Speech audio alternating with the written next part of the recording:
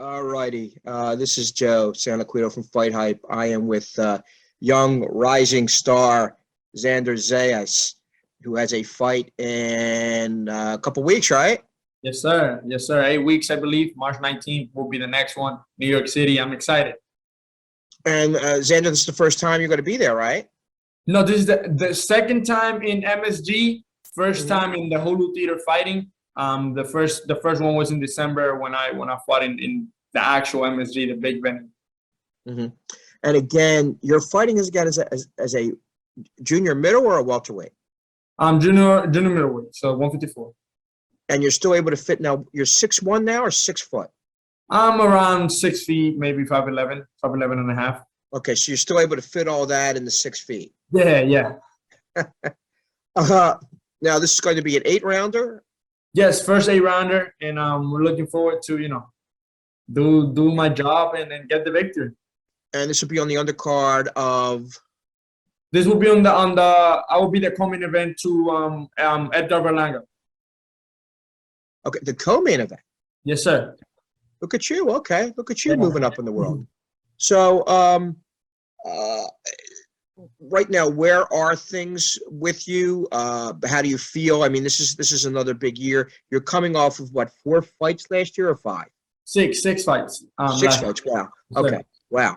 6 fights. So you've been incredibly active. So will the goal be 6 again this year in 2022? Man, we're looking forward to do at least 4. Maybe if we can squeeze 1 or 2 in, we'll be more than welcome to do that. But 4, at least 3 8-rounders and 1 10, or maybe 2 8-rounders and 2 10s, will be ideal for this year. Gotcha. You also happen to be, and I'm going to touch on this, we'll say ground zero, with one George Kambosos. So you knew something about George before the rest of the world did, didn't you? Yeah, man. He's so hard worker. He's unbelievable. His work ethic, his passion, everything about it. He just wants to win. He knows where he comes from, and he knows what he's destined to be. So it's fair to say, Xander, you knew he was going to be a world champion before the rest of the world knew. Well, I mean, listen, Teofimo is also my brother, and I can't speak on that. Okay. I knew that. But I knew that it was going to be a really good fight, and if George would have listened the way that he did, it was going to be a very, very exciting fight, and that's what happened that night. And let me get this straight. You've sparred with George. Yes, I did spar with George before, previous camp when he was getting ready for Lee Selby. And I believe when what was the other camp that he fought that I was Mickey Bay. Mickey Bay was the only one. Man, it was an honor. It was an honor. Somebody that I look up to, having to share the ring with him, and him giving me tips on what to work on and what I need to get better at. It's incredible. Xander, how did the experience help you? Why are you a better fighter because of it? Man, just being in there, seeing things differently. After not being able to see it myself, somebody telling me and then able to seeing it is amazing. It's something that you learn from, and you can pass it on to the future generations.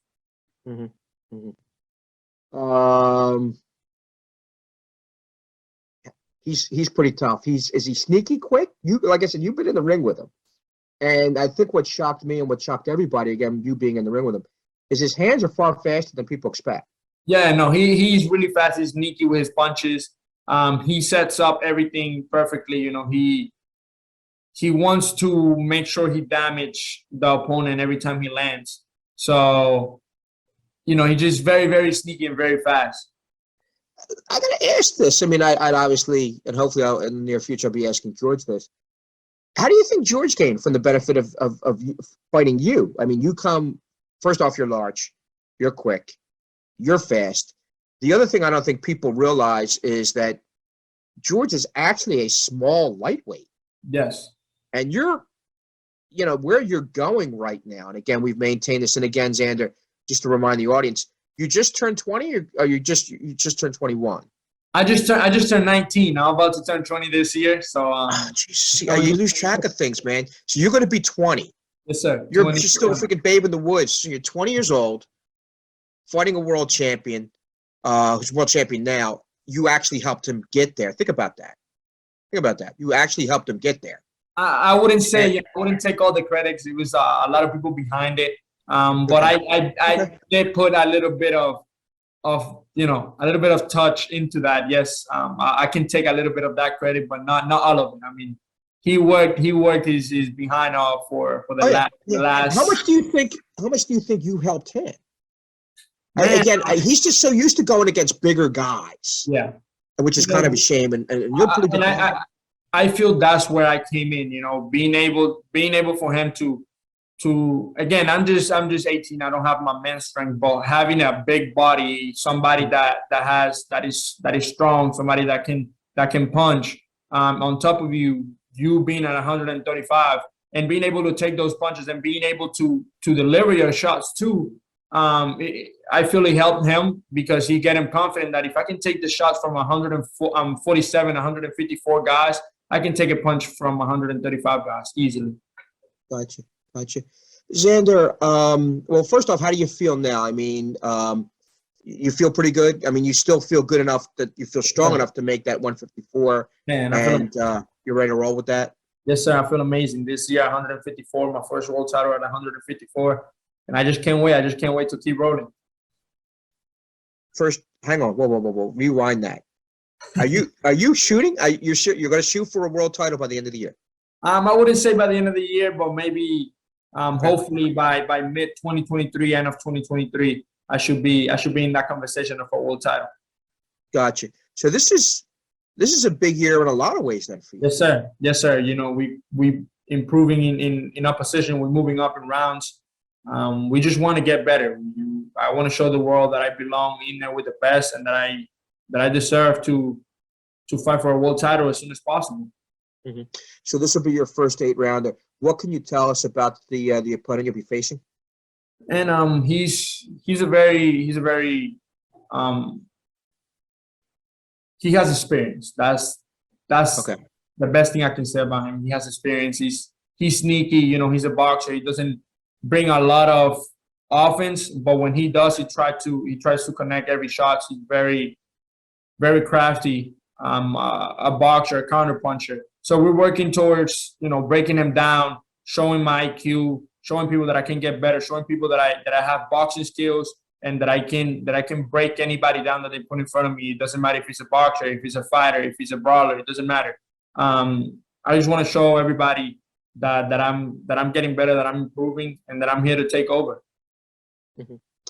Xander, what can you tell me about your trainer who also trains George? Yes, man, amazing guy. That's like a second dad to me. Somebody that has taught me a lot of things. And just let the folks know who exactly we're talking about. We're talking about Javier Centeno. I mean, like you said, my trainer. Also, I call him my second dad. Have taught me a lot of things in and outside the ring. Has always been there for me since day one, since we started working together, and somebody that I would love to have for the rest of my career. Mm-hmm. Mm-hmm. What makes him special? What makes him, obviously, I think he's one of the more underrated trainers in the world. And obviously, I think what that came out, with the work he did with George, it's coming out in the work he's continuing to do with you. Do you think he deserves more attention than he's getting? No, I want him to. I want people to keep underrating him. I want people to keep, questioning him, because he will keep proving the world wrong. He will keep proving everybody wrong. He will keep proving that he's one of the best coaches. And I think that's what's special about him. People don't know his name yet, but he just keep getting every fighter that goes into the gym better in different ways. And you saw it with George. I mean, he just shocked the world, and he's looking forward to do it again when he fights again. Mm-hmm. What new things can we expect from you? What are some general areas? I don't want you to give me a playbook. And what are some of the general areas you want to work on in your mind, what are some of the things you've come into? For example, I cover various sports. A basketball player who was consistently making the 12-foot jumper, and he wanted to extend his jump shot to 16, 18 feet. An offensive tackle in football, he wants to turn around and improve his jump step to try to get outside to try to curtail a defensive end. What are some of the things in general you want to hone, you want to sharpen to make yourself a better fighter in 2022? To be honest, I want to improve in everything, but defense, combinations, keep getting better in the IQ, keep, being more persuasive with my punches, with my combinations, with my power shots, being able to control the pace. I mean, those are things that we're working towards it. And I know that in the future, when I'm in that big fight, it's all going to pay off. Mm-hmm. And finally, let me ask you this, just in general. I know you're a boxing fan. I know you love the sport. You keep track of the sport. What are some of the fights you want to see in 2022? Man, hopefully we could get Tyson Fury, Usyk, unless Anthony Joshua wins.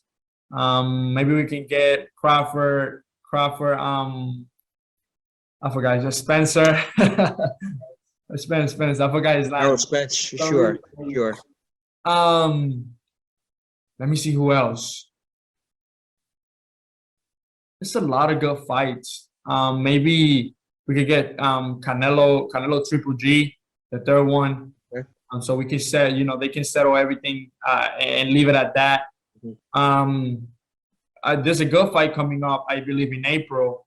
Amanda Serrano, Cady Taylor. I mean, it's going to be an amazing fight. Then in that same night, Shakur Stevenson and Oscar Valdez are also fighting. So those are fights that I'm super excited about, and I know they will put on a show. Now Shakur is fighting. You said Oscar Valdez. Yes. And that would be when? I believe April 30th. I'm not sure. April 30th. Okay. And that will be where? Possibly at the Garden again, or? No, I believe it's going to be in Vegas, and Cady Taylor and Amanda will be in MSG. That'll be in MSG. Yes, sir. Which leads me to believe maybe Xander Zayas may be on. No, I wouldn't. I can't be there. It's not going to be. I'd probably be in the fight, not fighting there because it's not a top rank show. So Well, I'm talking about Shakur's fight. Oh, Shakur's fight? Yeah. No, I don't think so. It's going to be too close to, Got it. Okay. In between training camps. So I'll say probably after this fight, something in summer will be ideal. Gotcha. And again, you got to try to stay at 154. You're not going to. Again, you're making it. Everything's easy. Yes, sir. I feel comfortable. Gotcha. Well, because I know if I had a cupcake or something like this around, you'd be you'd be salivating over here. I don't have anything. I think I have a Reese's cup over here. But I know your weakness. I know your weakness, Xander. I am a candy lover. But when it's time to do my job, I'm very, very, very focused on it and perfecting athletes. My nutritionist, they're doing a great job, and they will continue to do it. And I just have to train hard, stay focused, and keep doing my thing. Gotcha. And stupid question time. So, what caused the cornrows to go away? Man, well, the main reason, one of my little sister from boxing, shout out to her, Jocelyn Silva.